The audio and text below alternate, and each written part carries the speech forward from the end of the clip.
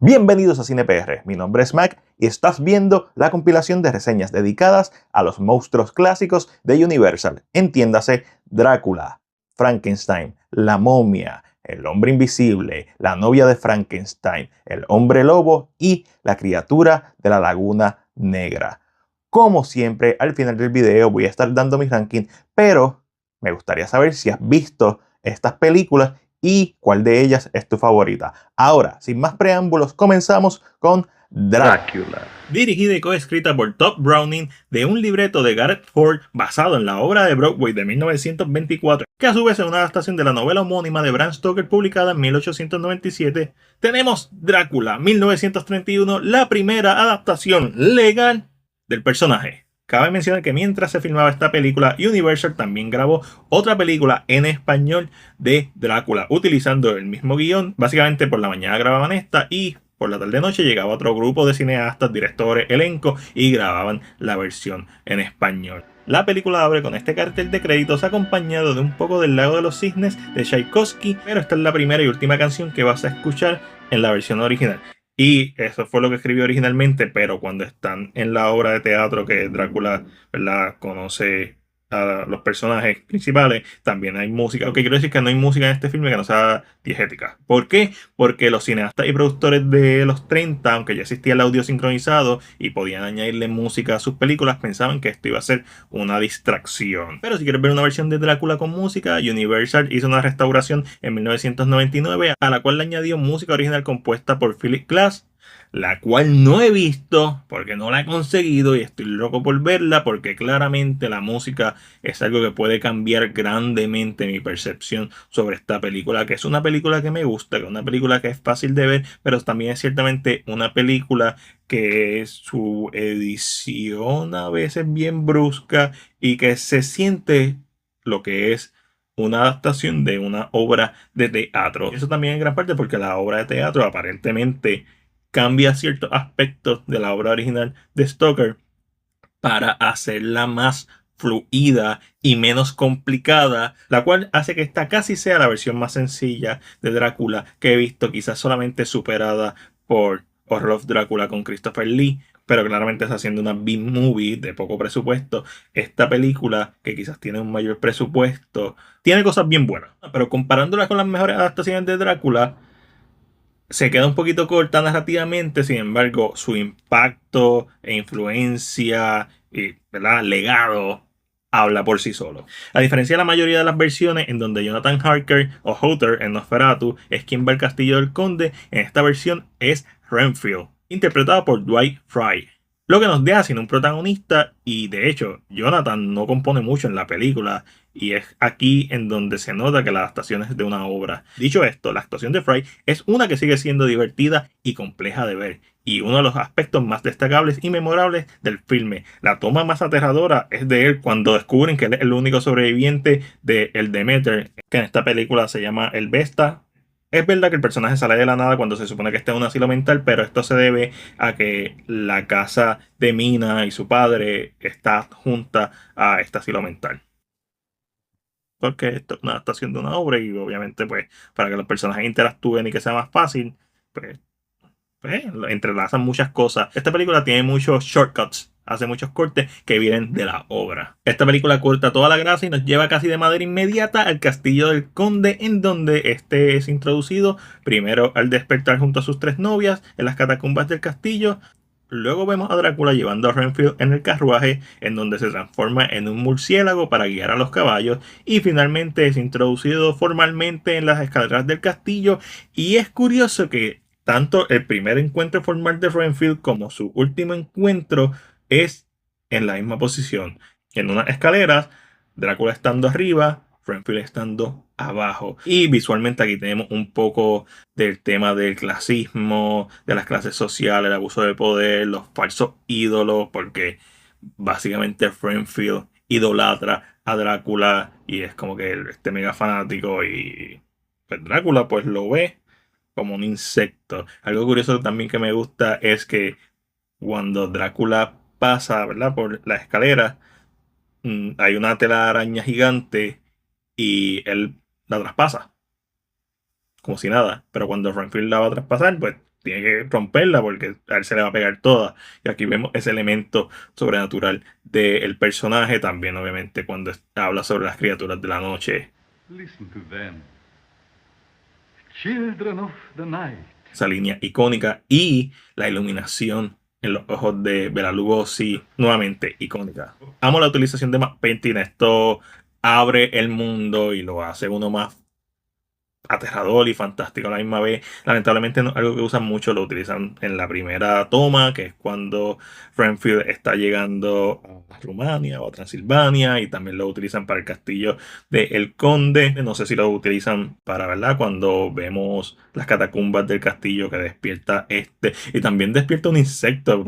Digo, por lo menos parece que el insecto salió también de un ataúd. Y aquí vemos a las novias de Drácula, las 3 novias de Drácula, que tampoco ponen mucho en esta historia, ya que las vemos despertar y después las vemos cuando Renfield se desmaya y Drácula las manda para el carajo.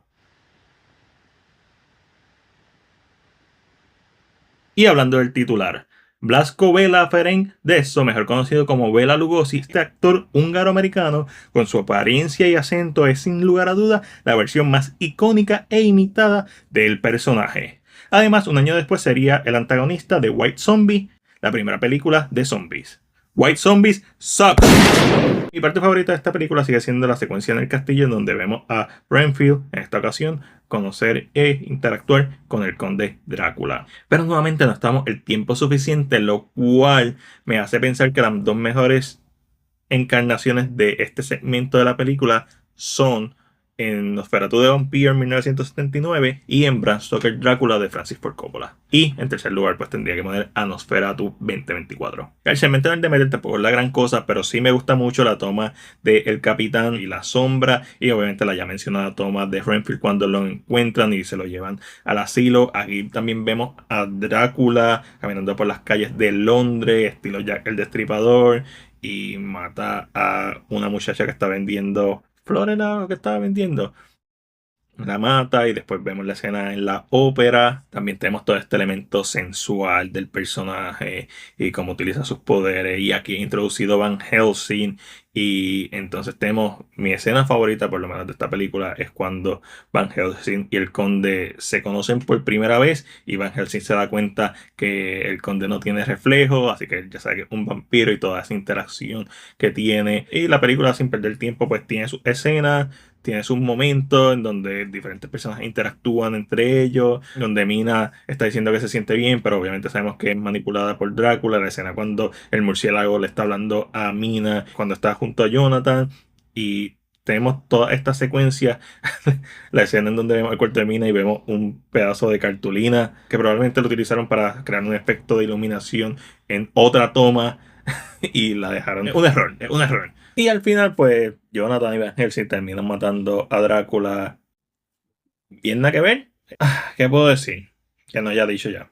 Esta es una película que es bien al grano. Es una película que es bien memorable por las mismas razones que todas las películas de Drácula son memorables, porque la obra original es extremadamente buena y esos beats que tiene o esas secuencias que tiene en llegando al castillo, en el castillo, en Drácula llegando a Londres, en el Demeter, ¿sabes? Esas secuencias son bien efectivas y por eso la mayoría de las películas de Drácula, me refiero a las que están hechas con el presupuesto suficiente y la versión artística indicada, no Drácula 3D de Dario Argento, son un asco, pero todas las actuaciones de Drácula por eso suelen ser algo bien sólido, la más que menos, porque la obra original es sólida. Sin embargo, en esta ocasión, una vez Drácula llega a Londres y es descubierto, para mí la película pierde mucho de su tensión y como no hay realmente un enfrentamiento final, sí, dicen muchas cosas de que están viendo como a este perro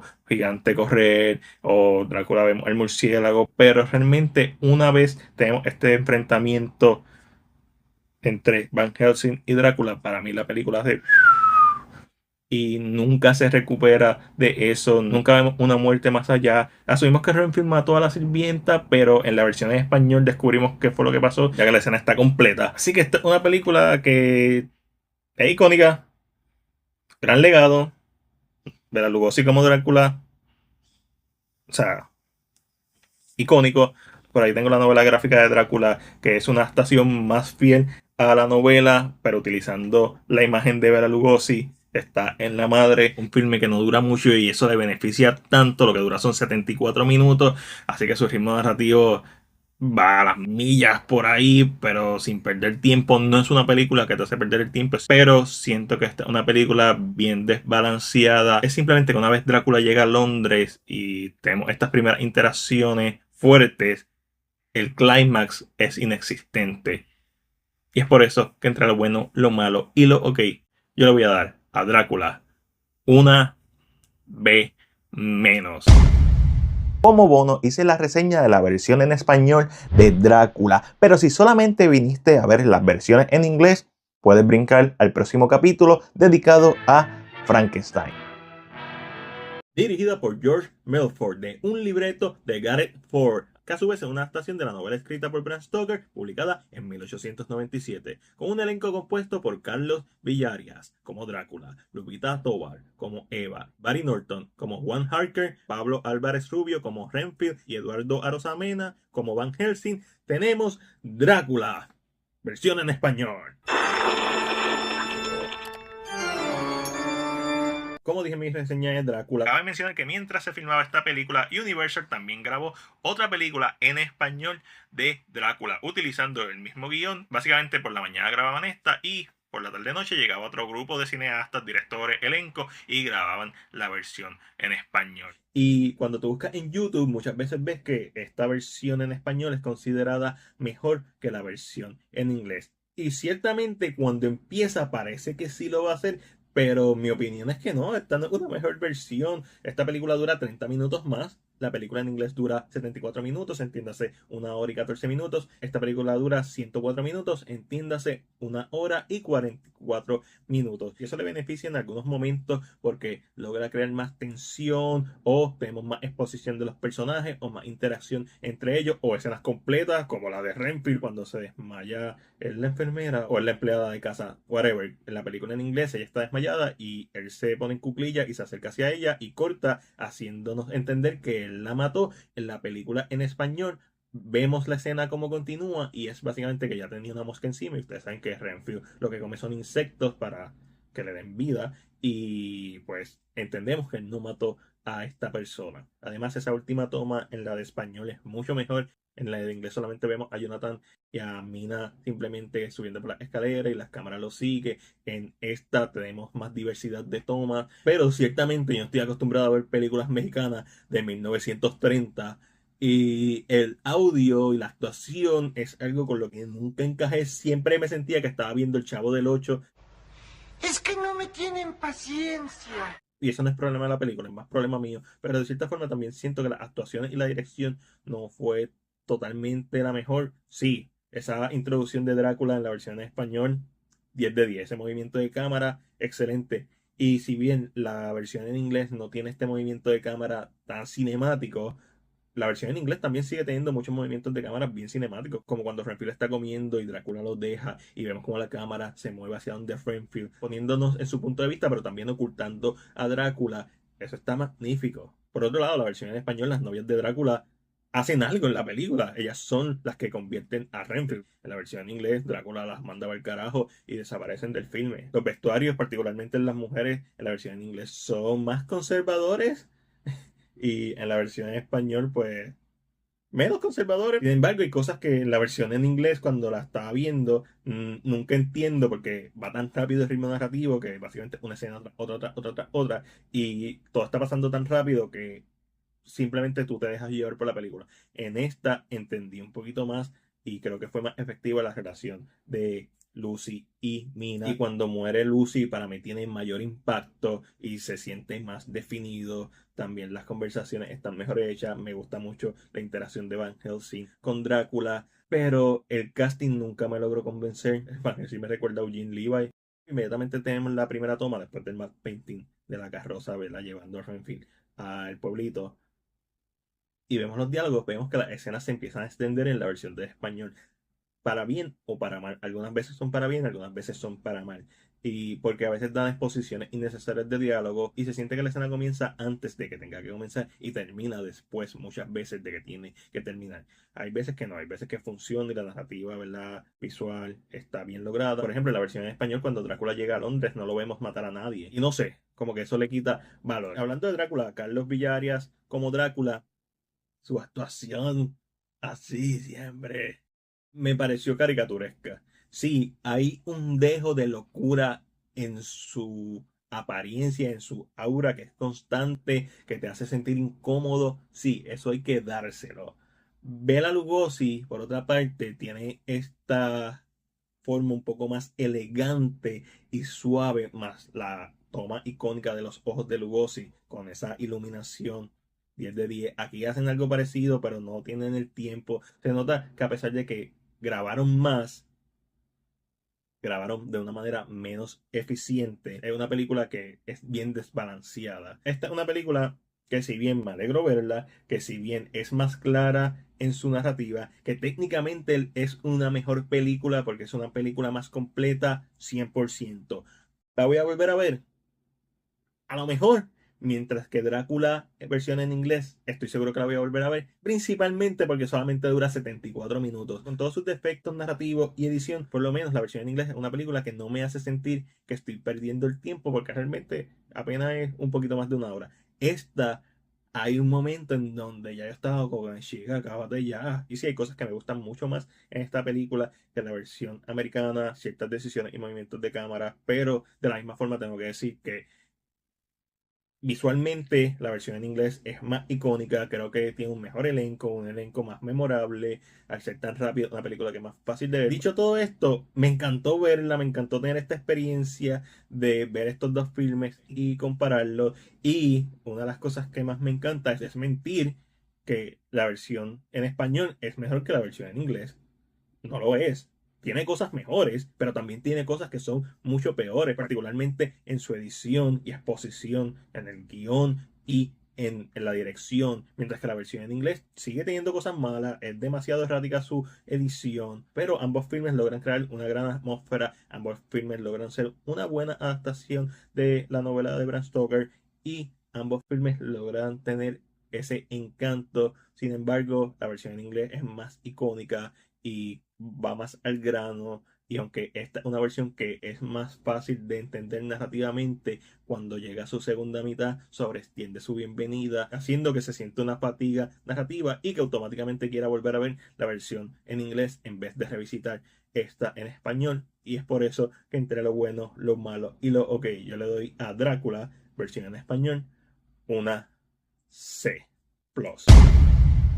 Dirigida por James Whale, quien también hizo The Invisible Man y Bride of Frankenstein, de un guión escrito por Gareth Ford y Francis Edward Farragut, adaptada por John L. Balderston de la obra de teatro de 1927 escrita por Peggy Webling, que a su vez es una adaptación de la novela de Mary Shelley publicada en 1818, Frankenstein o El moderno Prometeo, con un elenco compuesto por Colin Clive, Dwight Frye, Mike Clark, Edward Van Sloan y el monstruo, que en los créditos de apertura solamente hay un signo de interrogación en donde se supone que vaya el nombre del actor para ampliar el misterio de esta criatura, pero fue obviamente interpretado por el legendario Boris Karloff, quien hablamos el año pasado en la reseña de Black Sabbath. Y con todo eso dicho, tenemos Frankenstein, que si bien no es la primera adaptación de la novela, ese honor se lo lleva el cortometraje de 1910, que recomiendo que lo vean. Está en el canal de YouTube de la Librería del Congreso de los Estados Unidos. Sin lugar a duda, esta versión es la más icónica de la historia. Y esto en gran parte gracias al maquillaje de Jack P. Pierce. Y obviamente también a la gran actuación de Boris Karloff como el monstruo. Y algo que siempre hay que aclarar cuando uno habla de Frankenstein es que Frankenstein no es el monstruo. Frankenstein es el doctor. ¿Quién realmente es el monstruo? Si la creación o el creador. Y eso es algo que esta película parece que va a trabajar y en algún momento lo hace, pero cuando termina, tú sabes, no es algo totalmente limpio el trabajo que hacen. Dicho eso, esta es una película icónica, memorable, en gran parte, como dije, por el diseño del personaje y por la actuación de Boris Karloff, pero también por su actor principal, Colin Clive, que hace de Víctor. No, no es Víctor, no es como en la novela.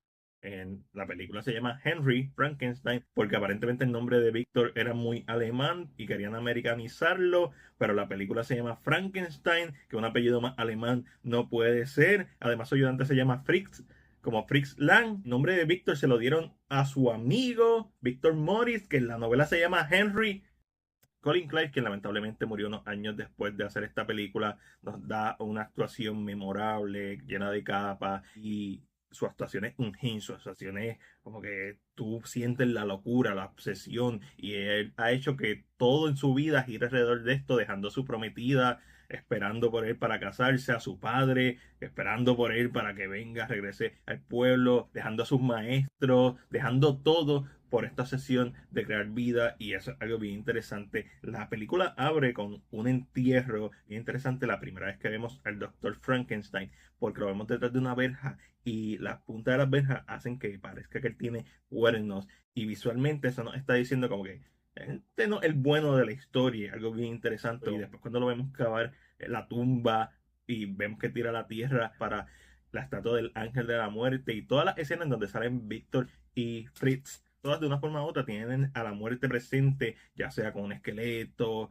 ya sea con un cuerpo, ya sea en el escenario donde está un cementerio, y es bien interesante ese aspecto. Por otro lado tenemos a Elizabeth y a Víctor, que están tratando de hacer entrar en razón a Henry Frankenstein. Esto es tan difícil cuando los nombres están inversos. Quiero destacar la actuación de Dwight Frye como, no Igor, pero esta versión del personaje Fritz es el arquetipo que crea a Igor, que originalmente parece que fue de la obra y obviamente se hizo popular por la película. No es mejor que Renfield en Drácula, ahí tiene un poquito más de carne para actuar, pero sí sigue siendo interesante que en dos películas de monstruos de Universal, Dwight Frye haya hecho básicamente el asistente del monstruo principal, en este caso Frankenstein el Doctor. Aquí vemos a este personaje de Fritz como antagoniza al monstruo, y quizás me hubiera gustado que se enfocara un poquito más en eso, como que el ayudante sintiera celos del monstruo por la atención que Víctor Henry le está dando a su creación. También tenemos a Edward Van Sloan, que en Drácula hizo de Van Helsing, aquí hace el Dr. Wallman, y obviamente hubiera sido altamente interesante que lo hubiera hecho de Van Helsing también en esta película, pero estamos hablando de 1930, aquí en el universo cinemático. Sería estúpido restarle cualquier valor a esta película porque no hicieron algo que es relativamente moderno, hacer continuidades de universos cinemáticos, y obviamente ellos están basándose más en el texto y en la obra de teatro para hacer esta película, pero hubiera sido. Su personaje de Dr. Wellman es el mentor de Henry Frankenstein y quien de cierta forma está tratando de hacerlo entrar en razón. Una de las cosas que me encanta de esta película, el maquillaje, obviamente, el diseño de Frankenstein icónico, la cabeza plana, los tubitos de electricidad en el cuello, cómo está cosido, cómo Boris Karloff se quitó, creo que fue un puente, se quitó algo de la boca que tenía para que las mejillas estuvieran más hundidas, los ojos tristes, la expresión física de este personaje, que uno entiende que básicamente es un bebé, una persona que no tiene malicia, si tiene la fuerza, porque tiene este cerebro de un criminal, pero tú realmente nunca ves que él es malo 100%. Sí, él mata a Fritz, pero Fritz lo antagoniza. Él mata al doctor, pero el doctor iba a abrirlo. Eso es básicamente defensa propia hasta cierto punto. Y a María, que es la nena, él la mata, pero sabe que es de una manera inocente porque él ve a las flores flotar y piensa que la nena va a flotar. Y tú ves lo afectado que él queda de la muerte de María. Y cuando hablemos de la segunda parte, Bride of Frankenstein, pues se explora aún más ese aspecto de la humanización y también de la alegoría y semejanza con la figura de Cristo con el monstruo, que eso es bien interesante de la segunda, que es mi favorita de los monstruos de Universal que he visto hasta ahora. Una de las cosas que también me encanta de esta película es que cuando vemos al monstruo en la cama originalmente, que todavía no está con vida, se ve necrótico la mano, y el misterio de revelar la apariencia del monstruo es uno bien logrado. Obviamente la escena de cuando Frankenstein le da vida a su creación es icónica, con una de las líneas más memorables e icónicas del cine. It's alive. Oh, it's alive. It's alive. It's alive. It's alive! También me gusta mucho el escenario de esta torre / castillo / laboratorio que refleja la influencia del expresionismo alemán que hemos visto en películas como Nosferatu o de Caminante del Dr. Caligari, con estos ángulos que hace que uno se sienta de cierta forma en la mente retorcida de Frankenstein. Nuevamente me refiero al doctor, el monstruo, siempre le voy a llamar el monstruo, la criatura, o Adán. El monstruo en la novela se refiere a sí mismo como Adán y ese es uno de los nombres más comunes que se le da en las adaptaciones. Esta es una película bien corta, lo que dura son 70 minutos, extremadamente fácil de ver, al igual que Drácula. Como película creo que esta está mejor hecha porque no hay nada particularmente en cuanto a su continuidad o errores de edición que a mí me molesten, y aprecio mucho la atmósfera gótica que Drácula logra con los matte painting, con el castillo, pero Drácula deja muchas cosas abiertas. Esta película una más cerrada y más poderosa en su expresión, específicamente en su primera mitad, y básicamente su primera mitad es toda cargada por el Dr. Frankenstein y vemos cómo esta obsesión y locura de crear vida pues lo lleva a casi morir en las manos de su propia creación, y la segunda mitad se enfoca más en el monstruo y los estragos de este por sobrevivir y por, ¿verdad?, andar suelto por el mundo, pero también de la gente y la percepción de la gente. Y la segunda mitad me gusta mucho, pero creo que carece de impacto, específicamente si lo comparamos con otras adaptaciones que son más fieles a la novela, cuando él no mata a Elizabeth. Entonces se siente que es una versión más liviana de la novela al no matar a Elizabeth. En esta versión, tras la muerte de la joven María, el pueblo quiere linchar al monstruo, pero realmente la película no hace un gran trabajo en meterle un misterio. Y hubiera sido cool que hubiera visto avistamientos del monstruo y que la gente tuviera miedo y básicamente que hicieran un profile del monstruo sin conocerlo, sin darle la oportunidad de defenderse, quizás utilizando el mismo Henry Frankenstein para antagonizar la presencia de este monstruo. Y quizás la muerte de María era la gota que derramó el vaso y eso era lo que hacía que el pueblo se fuera full en contra del monstruo sin entenderlo, porque es diferente, y ese miedo lo convirtiera en una cierta xenofobia, por decirlo así. O sea, hay una posibilidad de hacer algo más profundo que la película no hace, que es una película bien ligera en ese sentido. Y esa escena final, viéndola en 4K, en donde están buscando a el monstruo en esta zona montañosa y tú ves el fondo y se nota que es una cortina porque tú ves los wrinkles, ves las arrugas de la cortina.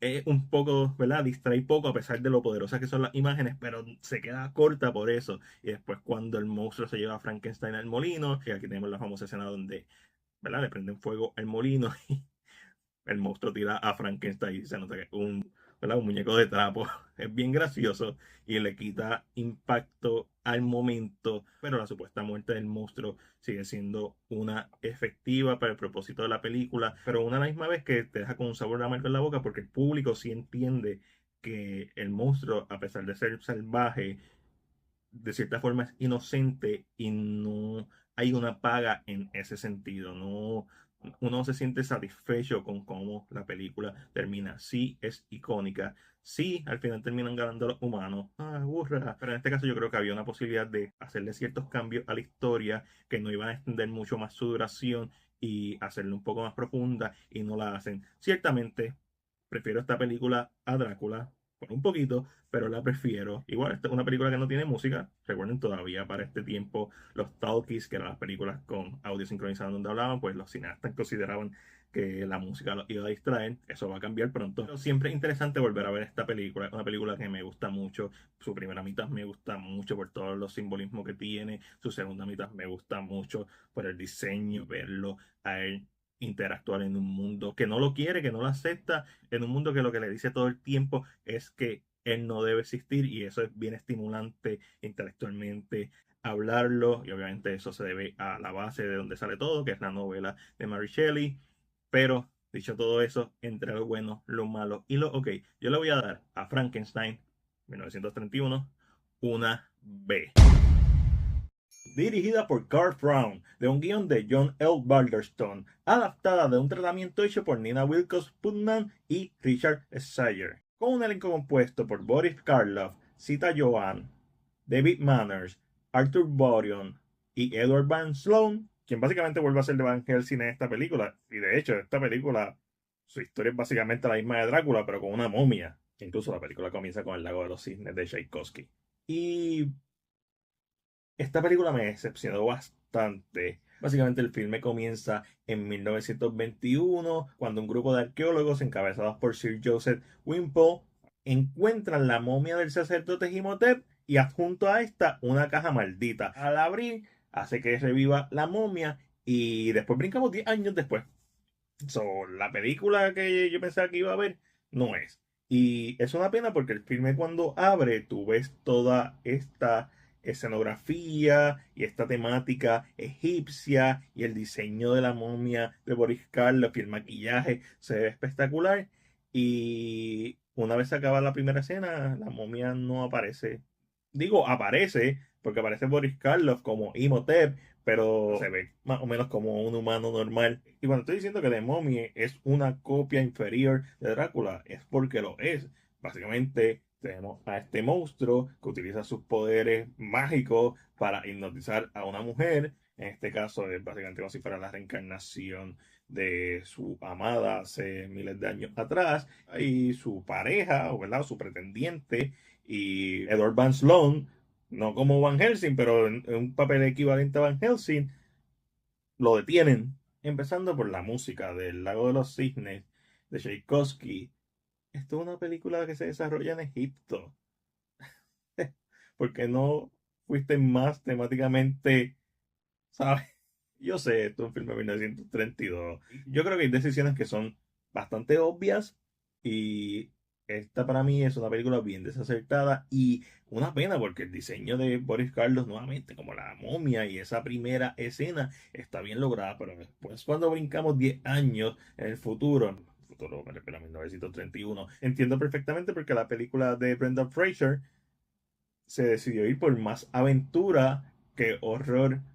Y ciertamente la película de Fraser es una mejor película de mommy que esta. Pero lo que sí es una pena es que no hay una película clásica de la momia, sin contar los de Hammers, que no la he visto, pero me refiero a clásicos de los 30 que tenga el mismo peso que Frankenstein y Drácula, porque sí, es icónico, pero es icónico porque se ve icónico, el look, el diseño del personaje es icónico, pero es un personaje que básicamente no lo vemos así nunca más desde que empieza la película. Y yo pensaba que lo iban a ver deteriorarse durante el filme o algo así. Y en la última escena pasa algo parecido, pero es bien rápido. Flojita, es flojita, media aburrida. Y entonces los temas que parece que va a explorar, que son la curiosidad y el progreso científico versus el pasado, las costumbres, ¿verdad? El respeto a lo desconocido, lo establecen y hacen bien poco con eso. Yo pensaba que iba a ser totalmente diferente a lo que fue.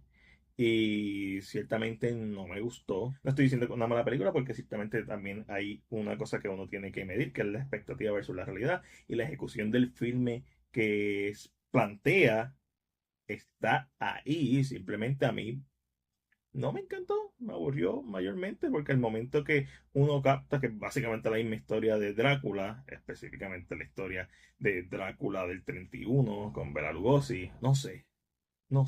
Y me decepcionó bastante porque yo que fui a Egipto y que pude, ¿verdad? Por 2 semanas apreciar esa cultura, es una cultura bien rica que se presta y tú ves a semillas de ciertas cosas que tú esperas que pasen por lo que el filme establece y no pasa mucho. Y Imhotep tiene poderes, hipnotiza a par de personas, mata a par de personas fuera de cámara. Yo fui al Museo de Egipto que sale en esta película, estaba pompeado como que, yo estuve ahí. Y fuera de Karloff, sin ninguno de los componentes que hacen a Drácula. Bueno, mentira. Este close-up de Carlos como Imhotep cuando le brillan los ojos es icónico. Pero lamentablemente su forma de momia solo la vemos en la primera escena. Durante la mayoría del tiempo lo vemos como Ardab Bey, que es un anagrama de Death by Ra, pero se quedó bien corta. Yo esperaba tanto con esta película, pero se nota que esta película no está basada en ningún material persistente y si bien es un filme mejor ejecutado que Drácula, ¿verdad? Por esos detalles técnicos que Drácula tiene, sigue siendo una copia inferior a Drácula porque no pone nada a la mesa y lo que parece que va a poner, que es el escenario en Egipto, es bien mediocremente utilizado, mala mía. Yo sé que esto es un clásico, pero siento que es un clásico porque la imagen de la momia en la primera escena es icónica y porque Carlos, ¿verdad? Tiene una presencia que es imponente, pero la película no hace mucho con eso, para ser honestos. Y tenemos todo el enfrentamiento de Van Sloan con Karloff como Lugosi y Van Sloan en Drácula. La película te atrapa en la primera escena y ese es el punto más alto del filme y ahí empieza a decaer y al momento que te das cuenta que es un copycat de Drácula, no hay mucho que hacer. Y es por eso que entre lo bueno, lo malo y lo ok, yo le voy a dar a The Mummy 1932 una C. Del director inglés James Whale, basada en la novela homónima de 1897, escrita por H.G. Wells, adaptada a un guión por R.C. Sherriff, protagonizada por Claude Rains, Gloria Stewart y William Harrigan. Tenemos The Invisible Man. La historia trata sobre el doctor Jack Griffin que llega todo vendado a esta villa y donde pide que le den un cuarto y le den privacidad. Esto es para hacer sus experimentos y tratar de curarse. Y aunque este principio es un poquito slapstick, específicamente la actuación de una O'Connor como la señora Hall, en verdad que funciona, porque da un balance. Y esta era la única película que me faltaba de ver de las 7 principales de los monstruos de Universal. Y esta película me encantó. Es una de mis favoritas. Probablemente es mi segunda favorita. Los efectos prácticos y especiales, la genialidad detrás de ellos, cómo hacer a un hombre invisible, el impacto que tiene cuando él se quita las vendas por primera vez, es icónico. Y esta historia en donde vemos a este científico que está loco por, ¿verdad? Este experimento que lo volvió invisible y con efectos secundarios también lo volvió loco, está tratando de curarse, pero eventualmente pierde la razón y quiere utilizar, ¿verdad? Esta invisibilidad para beneficio propio, para básicamente robar, matar, hacerse de poder y dinero. Y claro, en cuanto a el tipo de historia que es, bien parecido a lo que ya hemos visto en Drácula, en Frankenstein y en The Mummy. Nuestro protagonista esta vez no es un héroe, es más parecido a Frankenstein en ese sentido. Y una de las cosas bien curiosas es que cómo atrapas a una persona invisible. Ese es básicamente el arco de historia final. Me sorprendió lo violenta que esta película en comparación a sus predecesoras, específicamente para los 30, es extremadamente violenta cuando lo vemos estrangular a la persona, ¿verdad? Este miedo que tiene su amigo, otro doctor, que se vuelve parte grande del acto final, porque a él particularmente es quien el hombre invisible quiere matar, porque lo traicionó, y también tenemos todo este elemento de, ¿verdad?, la relación con su pareja. Esta es una película que te recuerda cómo el cine puede ser una experiencia mágica. Incluso hoy en día, cuando lo vemos quitarse el vendaje y que es invisible, sigue siendo impresionante. Y sí, uno nota, ¿verdad?, las manos y se nota hoy en día, pero imagínate en 1933 ver esta película. ¡Wow! Súper impresionante los efectos prácticos de este filme. Al igual que las anteriores, es bien corta, lo que dura son 70 y pico minutos, así que es extremadamente fácil de ver, pero los efectos prácticos son tan impresionantes aún hoy en día y es como uno se transporta a los 30 y la gente, ¿verdad? Me imagino ahí con la cabeza explotando en canto porque estos efectos son tan buenos. Una película que está extremadamente bien cuidada en la parte de los efectos. Es también una película que estoy seguro voy a volver a ver muchas veces, porque cuando uno la ve por primera vez simplemente está viendo por su valor histórico y la historia que presenta definitivamente y lo impresionante que es, pero probablemente muchos de los temas que toca me pasaron por encima de la cabeza, pero eso no significa que no la disfruté, pero siento que la puedo disfrutar más todavía cuando profundice en todos estos temas que toca sobre el poder, la locura, ¿verdad?, la invisibilidad, la actuación de Claude Rains como Jack Griffin o el hombre invisible. Tú tienes un papel en donde tu cara no se ve en un 99% de la película y es bien teatral su actuación, pero es perfecta para este personaje y para esta historia, porque la película, a diferencia de las otras, sí se desarrolla en el pasado, pero es una más contemporánea a Frankenstein y Drácula. Su actuación es tan impresionante y tan terrorífica que la misma fue una de las inspiraciones de Mark Hamill para el Joker. Este es un dato que me encantó darme cuenta que no está en IMDb. pero Gloria Stewart, que es el interés amoroso, interpreta a Flora, la prometida de Jack Griffin. Gloria Stewart también es Rose en Titanic, cuando es viejita, es la misma actriz. Flora, Rose, Jack Griffin, Jack Dawson. ¡Pum! De 3, gulu gulu, para adentro, como The Invisible Man. No lo viste venir. Honestamente estoy bien impresionado con lo que lograron hacer en The Invisible Man a casi 100 años de su estreno, y es por eso que entre lo bueno, lo malo y lo ok, yo le voy a dar una A. Dirigida por James Whale, de un guión de William Hurlbut, basado en una historia de Hurlbut y John L. Balderston, inspirada en uno de los fragmentos de la novela de Mary Shelley, tenemos Bride of Frankenstein, protagonizada por Boris Karloff, Colin Clive, Elsa Lanchester, Ernest Thesiger y la joven de 16 años Valerie Hobson como Elizabeth Frankenstein, anteriormente interpretada por Mia Clarke. Si bien la primera película, con su atmósfera gótica y poderosas imágenes, trata sobre el titular Henry Frankenstein y cómo este juega a ser Dios, esta secuela pone el enfoque en el monstruo y reflexiona a un nivel más profundo, psicológico, complejo y hasta irónico sobre los temas que se presentaron en la primera parte, pero no se tocaron realmente, porque se presentan más que todo en el último acto. Y esta película profundiza y nos muestra al monstruo como una figura trágica, ya que él es una creación que no pidió ser creada, que no recibió amor por su creador, que ni bondad, ni educación, nada. Y vemos la pureza del monstruo y cómo, si él hubiera sido bien dirigido, si se le hubiera mostrado un poco de bondad, quizás no hubiera pasado los eventos del primer filme y de este. La película abre justo donde termina la primera, ¿verdad? En el molino. Digo, la primera termina con Henry encamado y el papá saliendo de su habitación para beber vino, y de hecho el papá no sale en esta película, pero la película abre en el molino, ahora totalmente destruido por el fuego, y el papá de María se quiere asegurar que Frankenstein está muerto, lo que hace que termine cayendo en una cueva debajo del molino. Si vieron Van Helsing, es algo bien, ¿verdad? Van Helsing lo sacó de esta película y el filme abre con 2 muertes rápido.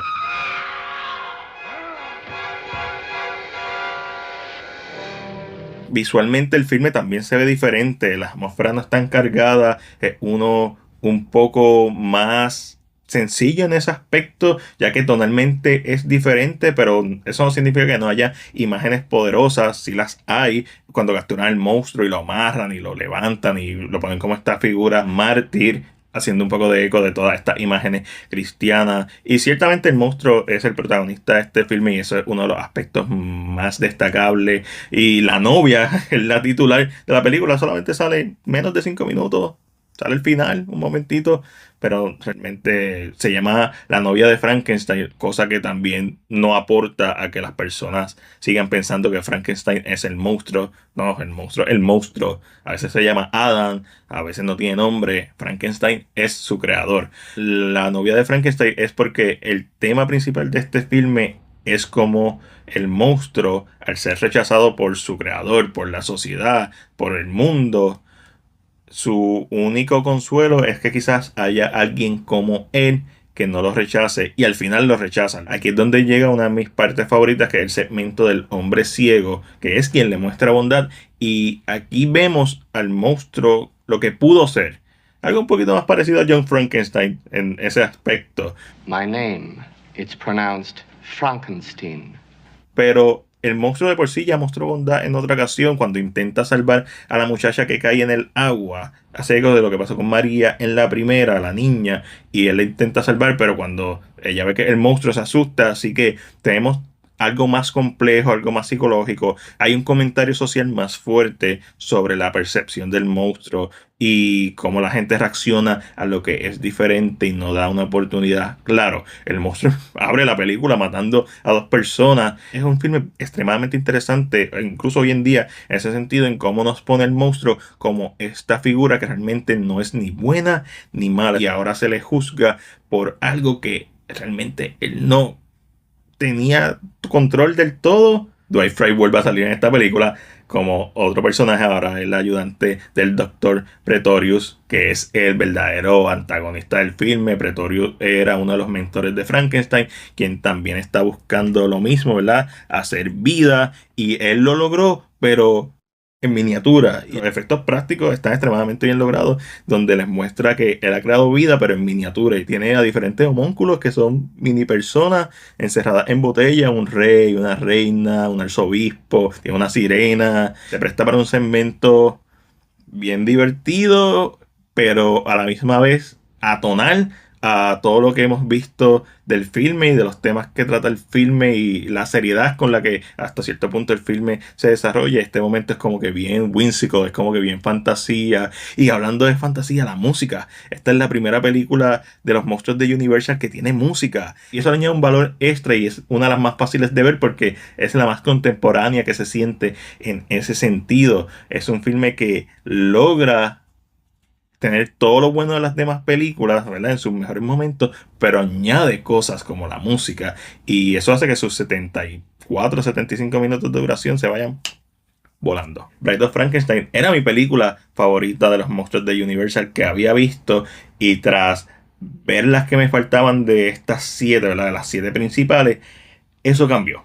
Colin Clive regresa como Henry Frankenstein. Ciertamente él es relegado a secundario en este filme, pero en ciertos momentos uno sigue viendo la genialidad que tuvo en el primer filme, y por eso, ¿verdad?, James Whale no los quiso recastear ni nada por el estilo. Fue como que no, me voy con esto. También utilizó el mismo cinematógrafo, que también tenía problemas de alcoholismo aparentemente, pero entonces cambió a Mia Clarke y ahora tenemos a una más joven, que es una brunette. Eso es bien obvio, específicamente si las ves corridas como yo, es bien obvio el cambio de actriz. Hablando de cambios, el diseño del monstruo y maquillaje hecho por Jack Pierce cambió. Yo sigo prefiriendo el original, pero hay unas razones por las que cambió. Una es porque el monstruo refleja el daño recibido al final y durante esta película. El monstruo ahora lo vemos con menos pelo porque se le quemó, vemos cicatrices, vemos ¿verdad?, los tubitos del cuello se ven más pronunciados. Uno de mis aspectos favoritos y datos de la primera película es que Boris Karloff se quitó los puentes que tenía para crear ese efecto de las mejillas hundidas. En esta película, como el monstruo tiene que hablar y emotar más vocal, pues no se las pudo quitar porque sin esos puentes pues no podía hablar. Pero está en mi headcanon. De la misma forma que antes de que el monstruo tuviera vida, la mano se le veía necrótica en el primer filme, en esta, al estar más tiempo con vida y caer en el agua, pues quizás su cuerpo absorbió eso, y por eso las mejillas pues ya no se ven hundidas porque hay un flujo de sangre más continuo, o hay agua o lo que sea. Ese es mi headcanon, pero la realidad es que pues no se las puedo quitar porque tenía que hablar en el papel. Y ciertamente sigo prefiriendo como ser el monstruo en su primera aparición, pero entiendo por qué se ve diferente en esta, ¿verdad?, las circunstancias, y eso no significa que Karloff hizo mal trabajo, para nada. Sí, se ve más vivo, lo cual hace sentido porque ahora el monstruo tiene mayor conciencia, es una figura más complicada, una figura que es más rica en esta película, y al final del día funciona para el tema que estamos hablando. El Dr. Pretorius como antagonista tiene la línea más icónica de este filme, To a new world of gods and monsters. que es lo que Universal quería utilizar para hacer su universo de monstruos, su Dark Universe, y funcionó. Dicho esto, esta sigue siendo una de mis secuelas favoritas de todos los tiempos. Cómo capitalizan los temas que quizás se mencionaron pero no se exploraron en su primera parte y cómo los abarcó. Sí, sigo teniendo problemas con cómo tratan el personaje de Henry Frankenstein, que nunca lo ponen como lo que es el verdadero villano, el antagonista principal de esta historia. Y el personaje de la novia es icónico, su diseño icónico. Afortunadamente la actriz pues la podemos ver al principio como Mary Shelley, así que tiene un poco más que hacer que simplemente aparecer y morir. Pero hubiera sido también interesante ver un poco más de ella en la novela.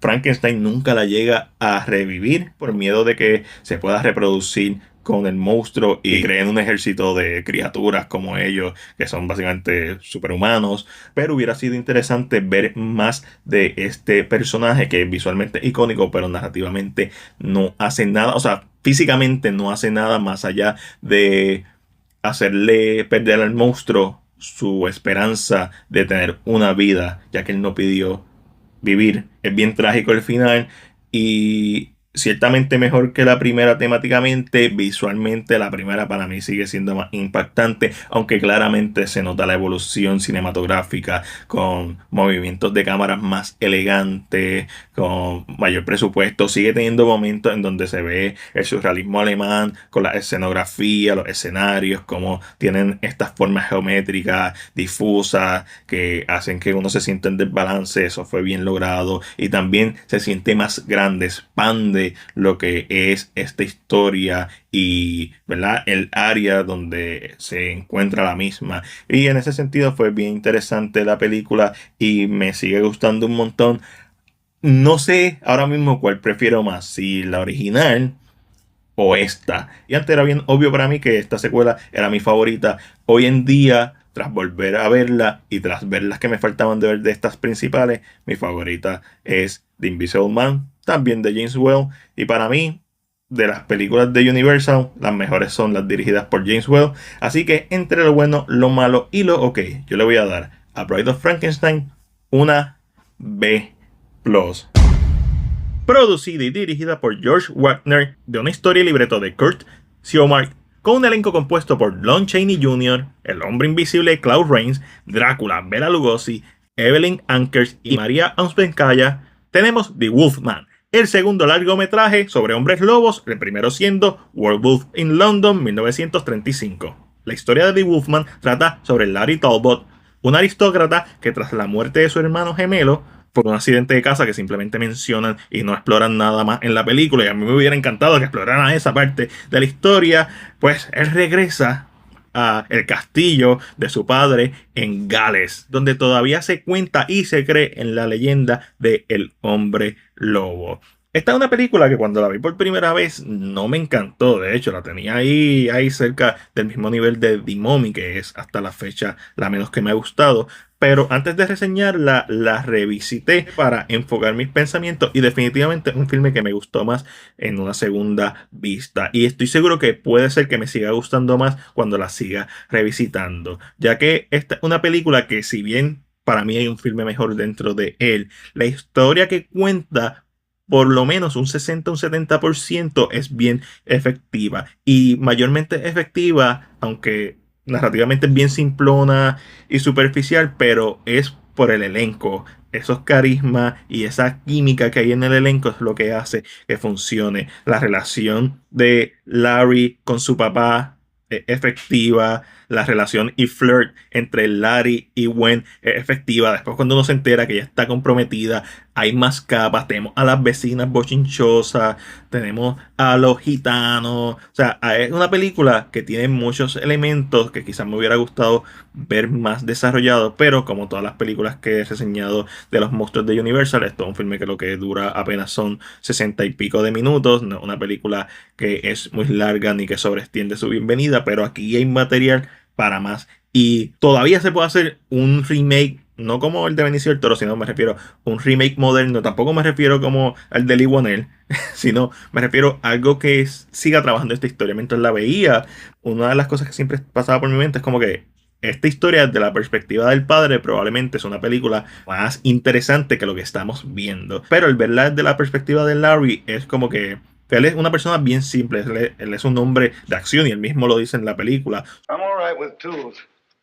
In fact, I've done quite a little work with astronomical instruments, but when it comes to theory, I'm pretty much of an amateur. All astronomers are amateurs. When it comes to heavens, there's only one professional.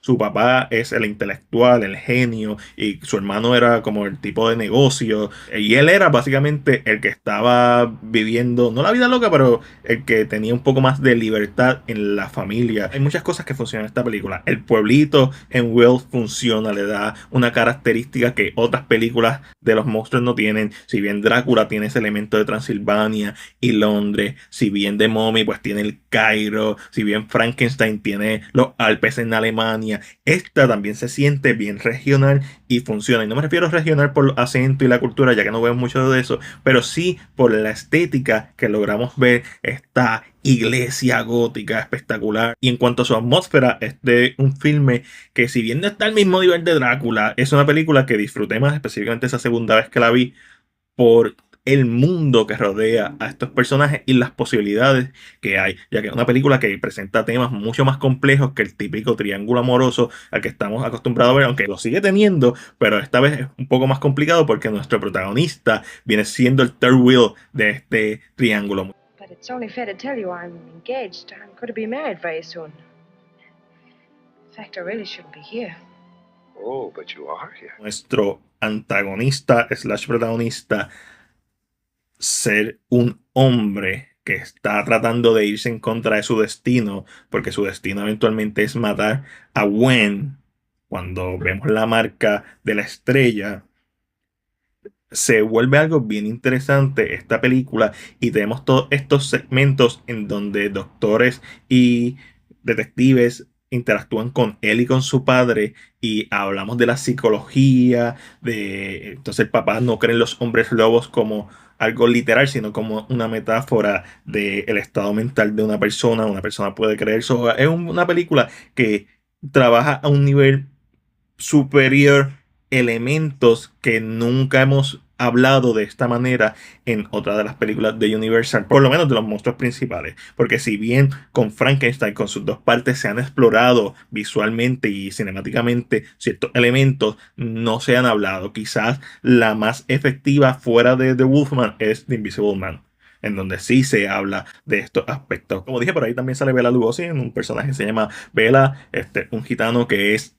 el hombre lobo original de esta película, al cual apenas vemos, pero es el hombre lobo que ataca a Larry y lo contagia, lo maldice con, ¿verdad?, con la licantropía. Y entonces ahí vemos el proceso de Larry convirtiéndose en hombre lobo y lo que hace por las noches y los cuerpos que va matando. Y es una película que en ese sentido es interesante verlo desde la perspectiva de Larry, aunque sigo pensando que no es la perspectiva más interesante con la que se pudo trabajar la película. Para mí el papá, Claude Rains, del Hombre Invisible, hubiera sido mucho más interesante porque es un hombre de ciencia, es un hombre que sabe del mito, pero no cree en él. Entonces Larry es un personaje un poco más simplón, ciertamente más carismático en cuanto al personaje que es presentado, pero a la misma vez, al nosotros verlo todo, no hay un misterio.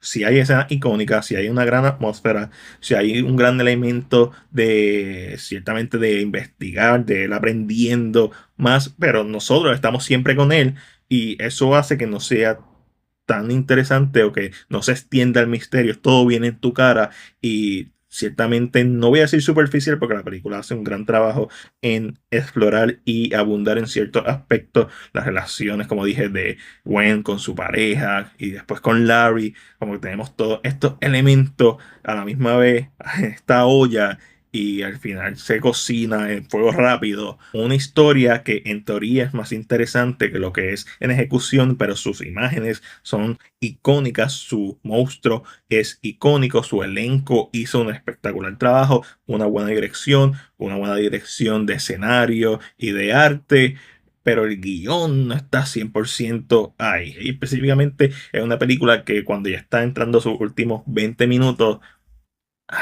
yo estoy ya pensando en otras cosas. No es una película que me atrapa durante toda su duración. Sí, es un filme que recomiendo que vean. Es una película que sigue siendo divertida de ver, sigue siendo interesante de analizar. Y una película que profundiza un poquito más que tu típica película de monstruos de los años 30. No es la mejor para nada, pero tampoco es la peor. Aunque lamentablemente, si tuviera que hacer un ranking, estaría por encima de The Mummy, pero no sé si podría pasarle a otra de las películas. Tendría que volverla a ver. Como dije, este es un filme que probablemente me lo voy a disfrutar mientras más veces lo vea, pero por el momento, entre lo bueno, lo malo y lo ok, yo le voy a dar a The Wolfman 1941 una C+. Dirigida por Jack Arnold, quien anteriormente estuvo en CinePR en la reseña de The Incredible Shrinking Man, de un guión hecho por Harry Essex y Arthur A. Rose, basada en la historia de Maurice Sim, inspirada en la idea de William Allen, con un elenco principal compuesto de Richard Carson, Julie Adams, acreditada como Julie Adams, Richard Denning y Néstor Paiva. Tenemos Creature from the Black Lagoon, el último monstruo clásico de Universal. La historia se desarrolla cuando un grupo de científicos viajan a las profundidades del Amazonas tras el descubrimiento de un fósil de una especie desconocida que podría ser el eslabón perdido entre los animales acuáticos y los seres humanos. Y como siempre hay que tener en cuenta la época en que esta película estrenó, y estamos hablando de a mediados de los 50, más de 2 décadas después del estreno de Drácula 1931, que es la película que abrió este universo de monstruos. Entiéndase que ya estas historias de monstruos clásicos, góticos, con historias trágicas, había pasado de moda. Ya el mundo se había movido post la Segunda Guerra Mundial a historias de ciencia ficción, sobre invasiones extraterrestres, sobre el miedo nuclear, y los monstruos de Universal habían sido relegados a comedias con Abbott and Costello. Sin embargo, Creature logra fusionar de manera invisible ese aspecto clásico y trágico de los monstruos de Universal como Drácula, la momia, el hombre lobo, incluso King Kong. De hecho, esta película tiene mucho de King Kong, y lo fusiona con la ciencia ficción que vimos en Frankenstein y en The Invisible Man, creando un último clásico en esta serie. Los temas que toca la película, algunos hacen eco de anteriores entregas, pero también tiene algo nuevo que poner a la mesa, y eso para mí es fascinante. Estamos hablando de la ambición y avaricia, orgullo, pero por otro lado tenemos el colonialismo, ya que estos son científicos que están entrando al hábitat de esta criatura y están alterando su forma de vivir, y claro, la criatura responde de manera violenta matándolos, pero ¿quién está mal? Esta gente no está preparada para bregar con esta criatura. Ellos no sabían que la criatura iba a estar ahí, y ¿verdad? El científico principal, el que tiene los fondos, insiste en que tienen que seguir, y no es hasta que ya la mayoría de la tripulación de la embarcación Rita está muerta o herida que deciden escapar, y ya es muy tarde porque ahora la criatura los está cazando. Por otro lado, y esta es la parte que se parece más a King Kong, tenemos que la criatura tiene una fijación por la mujer que se encuentra en el barco, ya que hay una especie de aspecto romántico que muchas décadas después Guillermo del Toro estaría capitalizando en ese aspecto de este filme para hacer The Shape of Water. En comparación con las películas anteriores de los monstruos, obviamente esta es la más moderna que se siente, porque es la más moderna de ellas. Incluso tiene un jumpscare que no es muy efectivo para los estándares de hoy en día, pero está ahí, hay que dárselo.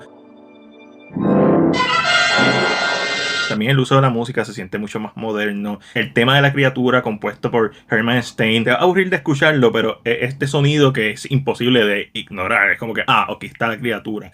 Mientras que también hay otros temas que son un poco más intensos y fueron compuestos por otros, ¿verdad?, compositores, además de que también se usó música de la librería de Universal. Y estos temas son un preludio a lo que eventualmente veríamos en los 70 con Jaws. Tiene este intervalo de medio tono constante, ese tun, tun, tun, tun, tun, tun, que crea tensión, y esas secuencias debajo del agua están impresionantes. Un dato curioso es que para hacer a la criatura de Gilman se utilizaron a 2 stuntman, uno para el agua, que era este nadador, si no me equivoco, olímpico, y otro para la tierra, y ninguno de estos stuntman se conoció porque las escenas debajo del agua se filmaron en Florida, porque obviamente es más cálido la temperatura, mientras que las escenas de The Gilman en la tierra se filmaron en California. La magia del cine. Y el diseño de la criatura es simplemente icónico, y es innegable que es el factor principal por el que esta película es memorable. Ese diseño y ver estas secuencias en el agua son impresionantes. El diseño de la criatura fue hecho por Millicent Patrick. Julie Adams para mí es la mejor actriz, es el actor en esta película. Además de que es bella, probablemente la actriz más bella de todas estas películas que he reseñado de los monstruos de Universal. Ella está en pantalla y estoy como que embobado ahí viéndola. Y de cierta forma entiendo la criatura y esa fijación que él tuvo. Está siendo la última película de los monstruos clásicos ¿verdad?, que introduce un personaje, y también siendo la última reseña que grabé, yo no sé si es fatiga a este punto, pero conceptualmente este es un filme que me gusta más que en ejecución. El elenco para mí es sólido, algunos personajes tienen más químicos que otros. Por ahí leí a alguien una reseña que decía que Adam tenía más química con la criatura que con los, ¿verdad?, los demás personajes. El escenario me encanta, las ideas y los temas me encantan. Hay momentos que son bien destacables. Creo que las secuencias de la criatura ¿verdad?, en la tierra, cuando está caminando y eso, quizás la primera es funcional y nos da a entender, ¿verdad?, que esta es una criatura que funciona tanto debajo del agua como en la tierra, que puede, ¿verdad?, coexistir en ambos mundos, al menos por un periodo de tiempo limitado. Y si me doy secuencia por secuencia, es una película interesante y una película que está bien ejecutada, no me malinterpreten, pero siento que esta es una película que tengo que volver a ver, como The Wolfman, que es una película que la primera vez que la vi sentí algo, la segunda vez que la vi me gustó un poquito más, la aprecié un poquito más, pero esta es una película que ya yo he visto varias veces. Sin embargo, no sentí ese cambio de perspectiva que tuve con The Wolfman. No es que no me gustó, me gusta, es una película que voy a revisitar, es una película que empieza bien sólida, súper sólida, empieza hablando de la creación desde un punto de vista científico, y después vemos cuando descubren el fósil, y después el personaje va a donde este experto, que es nuestro protagonista masculino, que está con su pareja, que es nuestra protagonista femenina, y cómo el jefe de ellos se vuelve ambicioso, y cuando descubre que esta criatura existe, en vez de simplemente estudiarla, quiere cazarla, que es algo bien parecido a King Kong, y eventualmente se le vira la tortilla. Es una película que aprecio y admiro por todas las cosas buenas que tiene, pero no es una película que me enganchó. Tiene algo que creo que me va a gustar incluso más cuando la siga viendo. Y algo que suele pasar cuando uno se mete a este mundo del cine son las apariencias, como que tú tienes que decir, no, los clásicos son los clásicos. No, si a ti no te gusta un clásico, puedes decir lo que no te gusta. Eso no significa que no te va a gustar para siempre. O si no te gusta para siempre, no hay ningún problema. Las películas, ¿verdad?, es un arte subjetivo y no todo el mundo le tiene que gustar todo lo que se considere un clásico. La mayoría de la gente ni siquiera hace el esfuerzo de verlo. Si tú haces el esfuerzo de verlo, ya, tu opinión es tu opinión. Pero cuando la compare con las otras 7, creo que se va a quedar en la parte inferior de ese ranking. Dicho eso, no considero que es una mala película para nada. Es una película que recomiendo que veas si no la has visto y que llegues a tus propias conclusiones. Es un filme que tiene mucho que decir, que tiene muchos temas, que los exponen muy bien, que tiene un escenario bien interesante, pero se puede utilizar incluso más para crear esta opresión de la jungla, y si estamos en este rainforest, utilizar el calor, la humedad. Se pudieron hacer varias cosas interesantes con el escenario que no se hicieron, más allá de la secuencia en el agua, que como dije están espectaculares, pero creo que había más aquí para dar, y por aquella razón pues no se hizo, ya sea el guión, ya sea el presupuesto, lo que sea. Como dije, el diseño de la criatura es uno clásico, es un icónico. Claramente este personaje y esta película merece ser parte de ese club exclusivo de los monstruos de Universal, de los clásicos monstruos de Universal. Con todo eso dicho, entre lo bueno, lo malo y lo que yo le voy a dar a Creature from the Black Lagoon una C+. Y con eso terminamos la compilación de reseñas dedicada a los monstruos clásicos de Universal. Si llegaste hasta aquí, te quiero dar las gracias. Pero, antes de despedirnos, vamos a hacer el ranking de las 8 películas que reseñé. Obviamente, esto es un ranking subjetivo, esa es mi opinión. Si tú difieres, déjamelo saber en la sección de comentarios, déjame saber cuál es tu ranking de ellas y el por qué las pone en esa posición. Yo siento que las primeras que voy a estar poniendo en el ranking pueden cambiar en cualquier momento si las vuelvo a ver, pero vamos a empezar con la número 8. Y en definitivo, para mí la película que menos me gustó y más me decepcionó tras verla fue La Momia. El diseño clásico apenas sale y llega un momento en donde simplemente uno se da cuenta que esto es un refrito de Drácula, pero en Egipto. Así que vamos para la número 7. Y esta yo creo que puede subir en el ranking si la vuelvo a ver, pero al momento mi número 7 es The Creature from the Black Lagoon. Excelente diseño, buena forma de cerrar este ciclo, ¿verdad? Esta franquicia de los monstruos de Universal, poniendo un nuevo monstruo en la mesa, las escenas debajo del agua espectaculares. Sigo pensando que aquí había carne para mucho más, por eso es mi número 7. Pero vamos a la número 6 y esta es la versión en español de Drácula.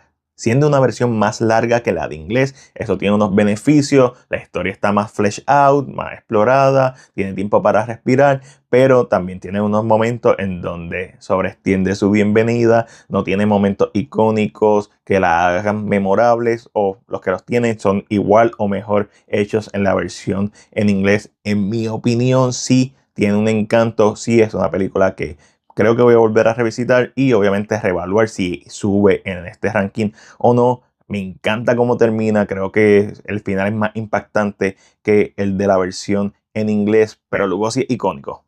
Así que por eso es mi número 6. Lo que me lleva a mi número 5. Y esta es otra que yo pienso que con el tiempo podría subir en mi ranking. The Wolfman. Tiene unos temas interesantes que no se exploran del todo y siento que aquí hay una mejor versión que la que se presenta en pantalla. Esta fue otra de las películas que vi por primera vez y la vi varias veces antes de reseñarla y como que le he cogido cariño en retrospectiva. Sin embargo, ese cariño no es suficiente para elevarla y ponerla más allá del puesto número 5 por el momento. Así que vamos al top 4 con la que lo empezó todo, Drácula. 1931 con Bela Lugosi. Esta película, 95 años de su estreno, sigue siendo un filme fácil de ver, entretenido, memorable. No es perfecto, porque obviamente está basada en la obra de teatro, pero tiene tantas cosas a su favor. A mí me encanta la fotografía de esta película. La versión en español tiene momentos en donde la supera en fotografía, pero yo siento que también esta tiene esos mismos momentos en donde como que give or take. Ambas tienen secuencias que a veces son mejores en la de español, a veces son mejores en la de inglés. Esto es un gran filme, una película bien fácil de consumir, aún, ¿verdad? Como dije, una película que es tan clásica, que es tan antigua. Yo la puedo ver sin problemas, la puedo poner ahí. Y obviamente no se siente como un filme moderno, pero altamente disfrutable. Por eso es mi número 4, lo que me lleva al top 3 con Frankenstein de James Whale. Y, ¿verdad? Si están pendientes del ranking, todas las demás películas que quedan son de James Whale. That's what I'm talking about! That's why he's the MVP! That's why he's the GOAT! The GOAT! Para mí, James Whale es el mejor director de esta franquicia de los monstruos y uno de los primeros. Y Frankenstein es esa película que demuestra el potencial visual que realmente tienen los monstruos y temático también, ese potencial temático que tienen los monstruos más allá de adaptar la historia directamente de un play o la obra original. No, aquí utilizamos el medio visual para decir algo, para ponernos en una posición y eso solamente se ve mejorado en la secuela, que obviamente está más arriba que la original. Grandes actuaciones, grandes escenarios, Doug Fry partiéndola como el estereotipo de Igor. Una película bien memorable, una película que su primera mitad, antes de que el monstruo salga, para mí es lo mejor que tiene el filme. Y si bien sigue siendo un filme que es poderoso en su segunda mitad, para mí esa primera mitad es lo que más me encanta de esta película. Esa búsqueda de ser un dios, de crear vida. Para mí es fascinante ver esta película, pero no es mi top. Así que vamos a la número 2, que es su secuela, Bride of Frankenstein. Esta película por muchos años fue mi top 1. Esta película estuvo por muchos años en el tope y hay buenas razones por eso. La exploración de la humanidad de Frankenstein, del monstruo de Frankenstein, mejor dicho, es fascinante en este filme. Como básicamente estas dos películas tú las tienes que ver una tras otra, porque donde termina una empieza la otra. Dicho eso, en mi, ¿verdad?, perspectiva moderna, que es como único puedo ver este filme con los ojos de cuando grabé la reseña, como único yo puedo ver estas películas es a través de los ojos modernos. Sí, estudiando cómo se hicieron y cómo era el cine de los años 30 y teniendo eso en connotación, pero no hay forma para mí de, ¿verdad?, experimentar esta película como la gente que la experimentó en los 30. Dicho eso, desde la primera vez que la vi, yo sabía que esta era una de las mejores secuelas hechas que yo había visto. porque para mí siempre ha sido mejor que la original. Bride of Frankenstein sigue siendo una de las mejores películas de los monstruos de Universal, solamente superada para mí por la número 1, que es The Invisible Man. ¡Qué sorpresa! Conocer al Dr. Griffin en esta película y ver cómo la locura lo lleva a hacer actos atroces, siendo de los monstruos de Universal, a pesar de ser humano. No es que se transformó en un monstruo ni nada, es un humano. Fuera de Frankenstein, que técnicamente es el monstruo, el doctor. Este es el único de los personajes que es humano. Porque la momia fue humano, ya no es humano. Y el hombre lobo se transforma en una criatura. The Invisible Man, este tipo está loco, el Dr. Griffin está loco. Y es aterrador cuando los personajes no saben si están en el cuarto con ellos. Y cuando les habla, cómo se asustan. Y después como vemos que quiere utilizar esta maldición que tiene, que es una maldición autoinfligida, por cierto, cómo la quiere usar para su beneficio, para el mal. Y es bien interesante cómo tenemos este aspecto de cómo lo vamos a cazar, que es una de las cosas que yo quiero utilizar para, si en algún momento hago, ¿verdad?, la secuela del Hacho, o una de las secuelas del Hacho, sería un aspecto que me encantaría utilizar, cómo capturamos a esta criatura. Para mí es fascinante esta película, fue una sorpresa, no esperaba, yo pensaba que el ranking Bride of Frankenstein se iba a mantener como la número 1, porque por muchos años fue mi película favorita de los monstruos, pero tras ver esta por primera vez, The Invisible Man para mí es la mejor película de estas 7 originales, técnicamente 8 por, ¿verdad?, la versión española de Drácula, pero The Invisible Man es la mejor película para mí de las 8 que se compilaron en este video. Pero esa es solamente mi opinión. Ahora déjame saber la tuya en la sección de comentarios. Como siempre, si te gustó este video, dale like y compártelo. Y si no has visto otras de mis compilaciones, te voy a dejar el link tanto en la descripción como por aquí, por aquí. Este fue Mac de CinePR y será hasta la próxima.